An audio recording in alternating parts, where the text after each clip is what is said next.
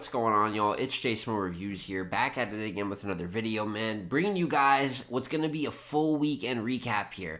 I have another series I'm starting uploading. I've had a little bit of technical issues where some things are taking longer to upload than others, so I don't know which one should come out first. I think this recap should come out first. But weekend recap, we're going to be covering all the events in this video that went down. Queen of the Ring Classics and Caskets 2. We're going to be covering the WestWorld Tourney first round, as well as UDubb Rebirth. A lot of just like random things happen across the board. Some funny ass shit.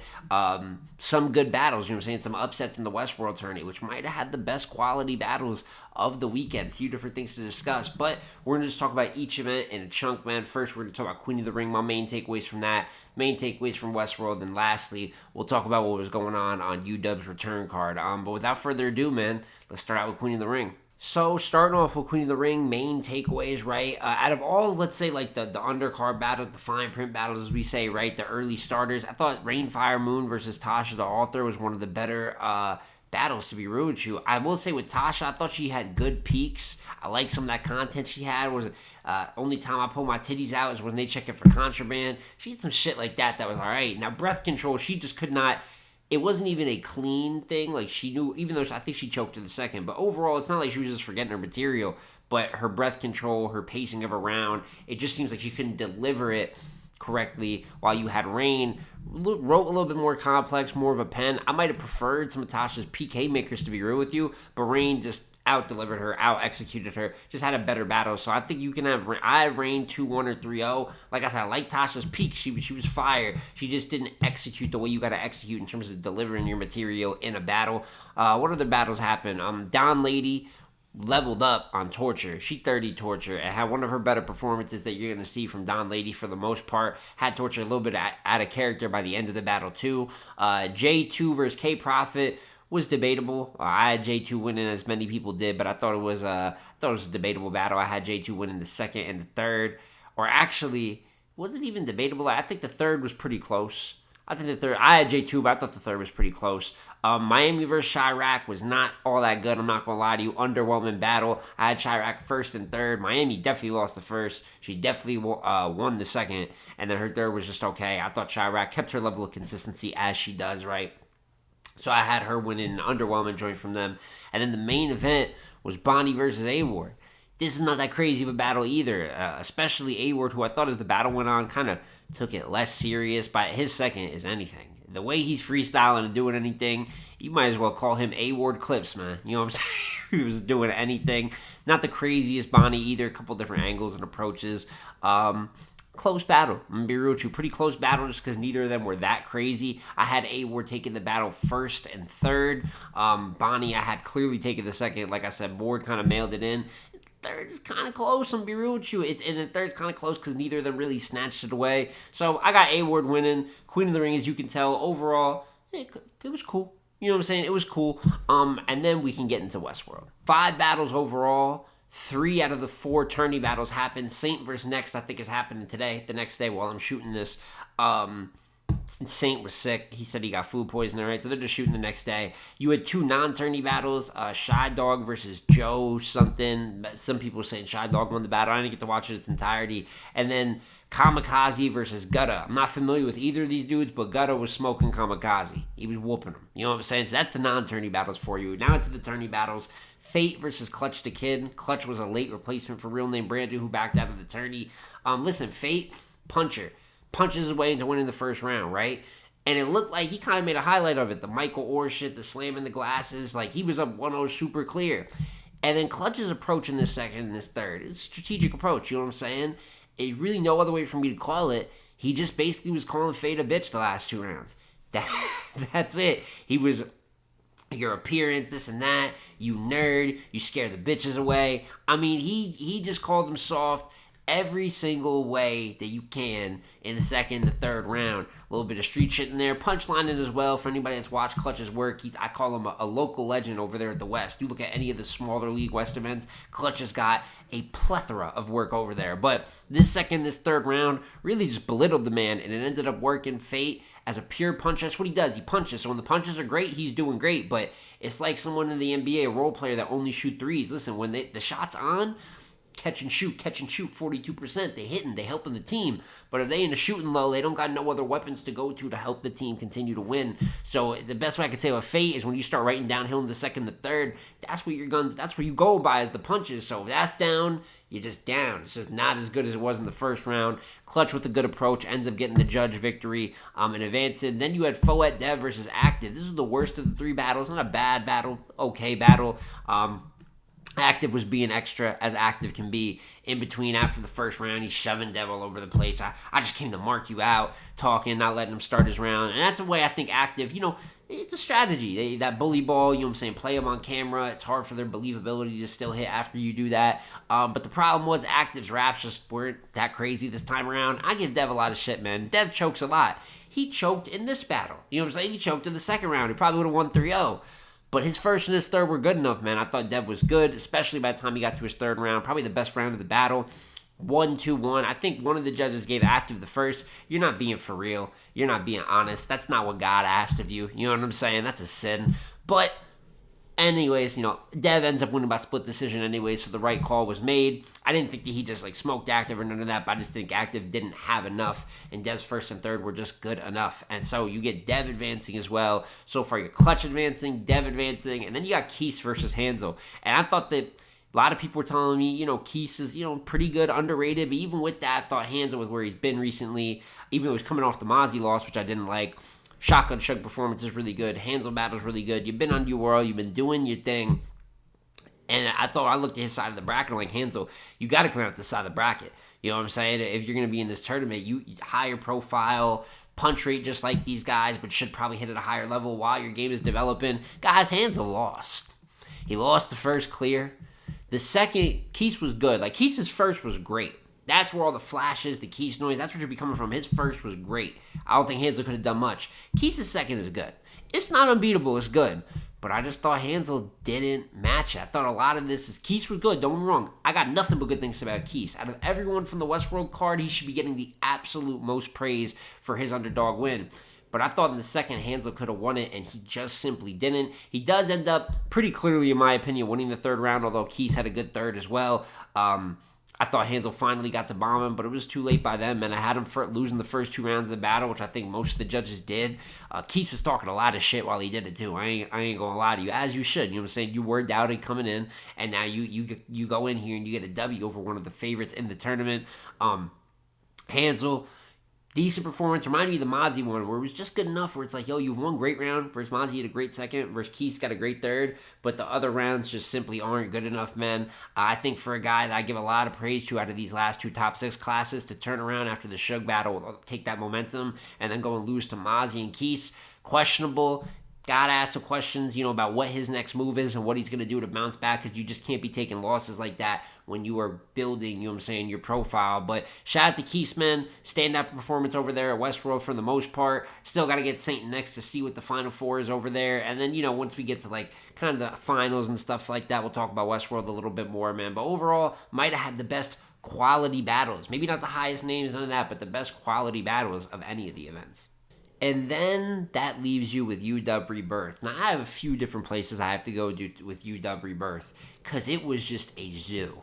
And I can tell you, whether it was good rapping, bad rapping, terrible rapping at certain points, I was thoroughly, sometimes not even rapping, choking. I was thoroughly entertained through the good, through the bad, all of it. Reminded me of a classic UDubb event, man. Shit is just happening. Funny shit, good shit, crazy shit. I just enjoyed myself watching it for the most part. And I'm no way I'm going to be able to do this in chronological order. They had 12 battles. But what can I remember right now? Chef Trez and Monster was pretty good. 3-round battle at that, too. Look at Trez. What was this, his 4th battle in a 7-day period? Relax. Go do something else, brother. I know you're tired. Happy birthday to Chef Trez as well, man. You could have him winning that battle. I thought Monster was talking to him a little bit. Most people did have Chef Trez winning that battle. Some of the one-round showcases you had. Let's just start right here. Let's start with T-Top versus Young Deezy. Young Deezy pulled up with a denim fur-lined coat. That is the first thing that was shocked me about this battle. Impact. I watched that, I'm like, all right, it's denim, but it's fur on it. That's a lot going on. So Young Deezy rapped. I ain't gonna lie to you, I didn't like his round that much. A lot of people didn't like his round that much. Just amateurish delivery. Couple good bars here and there, as you should in a one-rounder. You know what I'm saying? You got more than a few minutes to wrap, but not the craziest, most impactful round. When you looked in the flyer and saw T-Top was battling Young Deezy, you probably got the round that you might have expected Young Deezy to wrap. Then T-Top goes, and he gets got 20 bars in, something like that, and he chokes, right? And we've seen vets not care as much, you know what I'm saying, have a round like this, but he chokes, jumps to a later part of his round because he chokes for a good minute. I'm like, all right, you're already technically lost. One rounder, people ain't going to give you too much shit, man. Just finish, give a good show here. He chokes again. He did twice in a one rounder. That's not going to do it. And then he never gets it back. So T-Top just kind of chokes away the battle, hops on the commentary after choking and losing, and it's like, damn, I'm really mad too because Young Deezy was ass. It's just anything going on in here. This was pretty early in the night for just anything to be going on here. Real Sick battled Kid Casher, I think right after that. He was fire, as you expect from Real Sick. Never slacks, always gives like that A+ effort in the raps that you want to see from him. One rounder was Kid Casher, so it's not reinvented the wheel or nothing, but overall, really good performance in that one. Geechee Gotti battled Enes. Geechee Gotti gave Enes unnecessarily good round. Like, Enes came, he did his big Enes rhyme and rapping thing, right? Flow pockets, all that, and then Geechee just was he was mean-spirited, disrespectful. Obviously goes to Ness really hard for the making a band, the cheesecake. Diddy made you walk for cheesecake, and then he deserted you. Ridiculousness. Not the craziest punch he had at the end, but not the only punch he had by any means. I mean, Geechee just brought one of those where he bodied Enes for really no reason. There was no reason to be doing that to Enes, but very good round from Geechee in terms of actual quality, one of the standouts of the night, as well as Danny Myers versus Charron. I'm not going to lie, first round of this battle. Very fire from both sides, very debatable from both sides. You could edge Danny the first, you could edge Charron the first. I thought it was a really good start to the battle, but from there on out, dog, Charron was kicking ass. I ain't gonna lie to you. He won the second round pretty clear, not by like a humongous, crazy margin, but I just thought he won the second pretty clear over Danny. By the time you get to the third, Charron's third versus Danny is probably the best round that got wrapped that night. Freestyling, the Seventh Ward haymaker was ridiculous, playing into the New Orleans crowd a little bit. Obviously goes to Danny for a bunch, the plethora of personal Danny angles that are out there, his wife, kids, etc., etc. And even though it's kind of that surface level stuff, we all know how Charron can kind of flip things, a little bit of a cheat code in certain buildings, and he was cheat coding at its highest capabilities, man. His third really, really, really is good. Charron 2-1 or 3-0 with really one of the best performances overall of the night. God, I hope I'm not forgetting anything too crazy here on the undercard. Tay-Rock ended up not battling, by the way. Both his opponents backed out. How about that? Both of his opponents ended up not taking up the battle. So Tay-Rock didn't end up rapping. And then the last two battles you get is Loso versus Official and Capo versus Arsenal. Now with Loso versus Official, I ain't gonna lie, man. I had Official going in, home game, all that. But son, it wasn't the craziest Loso. Wasn't like that crazy of a Loso. Wasn't the absolute worst either, like you would think watching the footage, but not the craziest. Yo, there's home court advantage. But when I tell you that this was the sound of silence, this was, y'all ever seen T-Rex and Charlie clips? It was like that. When Loso was rapping, nobody was saying nothing. And over time, it got to him a little bit. As I bet it would. I bet it would if that happened to me, man. Basically just starts stumbling his rhymes because there's so much silence, so much nothingness, and clearly you see the confidence go away from him. They're cheering for Official. She's punching back to back. Listen, man, I think Loso was dealt. I think Loso didn't have a great performance. Probably was going to lose either way, but I think he was dealt a really shitty hand of cards right there, man. Nothing, no sound whatsoever. So Official wins in what was a biased battle, but almost just felt like an inevitable outcome. Rough look for Loso. There's just no way of looking good in that situation. So yeah, just a tough situation for Loso all the way around. I think bar for bar, I guess like if you just when you watch it on cam when it comes out for everybody, it could be closer because Loso did have some shit in there, but it wasn't, like I said, wasn't as crazy as shit either. And it's the fact that he kind of just like was defeated, like the stumbles, the lack of confidence as the rounds go on because you're not vibing with the crowd. At one point, he just finished his round after no reaction, so I don't give a fuck what y'all say. I won. So funny, you know what I'm saying? Play leaned into it funny wise a little bit, but I don't know. It's one of those where it's like I feel like Loso's just been in a rough, like kind of a little bit of a slump lately, win loss wise. Just like hasn't had some of the best looks. And then this one, I feel like you might have lost either way. but I also feel like you weren't dealt a fair set of cards. So it's just a fucked up situation for Loso. And then you get into Capo versus Arsenal. Boy, oh boy, a lot of things happen. First of all, I want to start with my winner because I want to talk about the other things a little bit more, just the details of the battle. I do have Capo winning the battle. You know what I'm saying? I feel like Capo, it's not even like I feel like it. Capo definitely won the battle. Arsenal did not pull up with a performance that could win in a serious manner. It's just one of those Arsenal times. Choking throughout the battle, cutting his round super short. When he is rhyming, he's really just rapping words for the most part. In his third round, I think it probably his best segment is he had some struggle talk in there where he talked about eating black moldy bread, man. The bread, you know how old the bread got to be black. Just don't eat the bread, Arsenal. You know what I'm saying? But had the other, what do you have? Me and my brother using the same spoon to eat the cereal. I get it. You know what I'm saying? He had some good shit in there. But overall, it was a mailed-in Arsenal performance. And I thought the first was kind of close. I didn't think either of them did too much to snatch it, but Capo just had a little bit more punchline for punchline-wise. But Capo, even he had some moments in this battle that were rough, man. He had the flip on. We all remember when Arsenal pulled the sex tape out versus T-Top, talking about he fucked his baby mama. And Capo did like a flip of that where he pulled his phone out. And he took a very long time to try to make the crowd think this was real.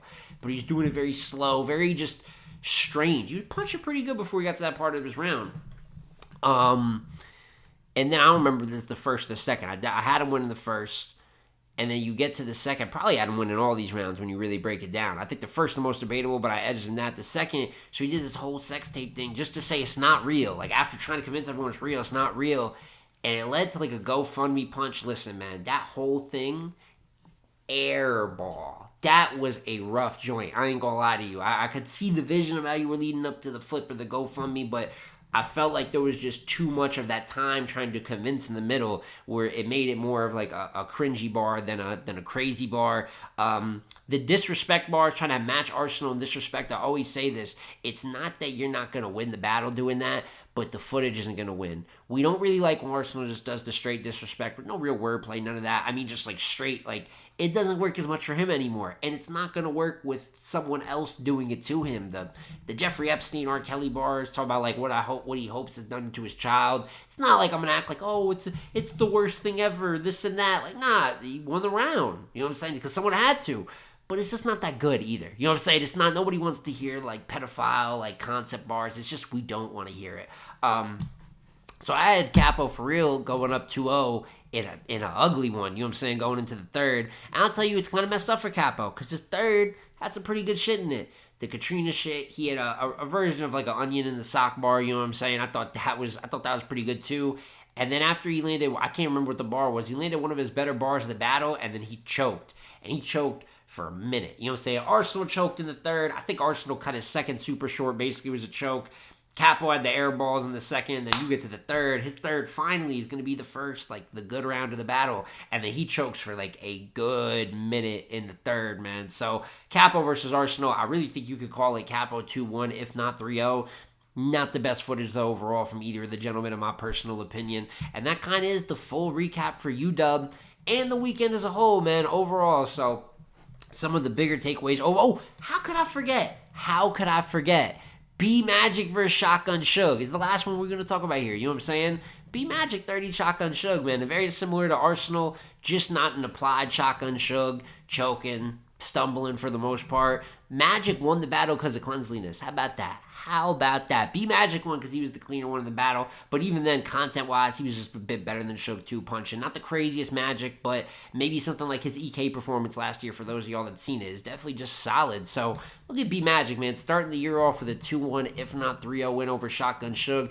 And not the best performances for Jersey on the UDubb card, but people, if you've watched UDubb, Jersey rappers don't really be having the best performances on a UDubb card. Outside of O-Red, who's had his rough ones and his great ones, Arsenal, Suge, even Surf, these guys do not exactly have a great track record on the Jersey Battle League at that, even if it doesn't make sense. It's history. So it's funny to me, people were like, oh, the return of UDubb, Shotgun Suge, and the return of UDubb. Did you watch Shotgun Suge on UDubb before? Did you watch Suge vs. Rex, Suge vs. DNA, etc., etc.? So Magic, sneaky little win there. And overall, man, like I said, some of this I joked on, some of this is good rapping, some of it's somewhere in between, but overall, UDubb entertained the hell out of me. I ain't gonna lie to you.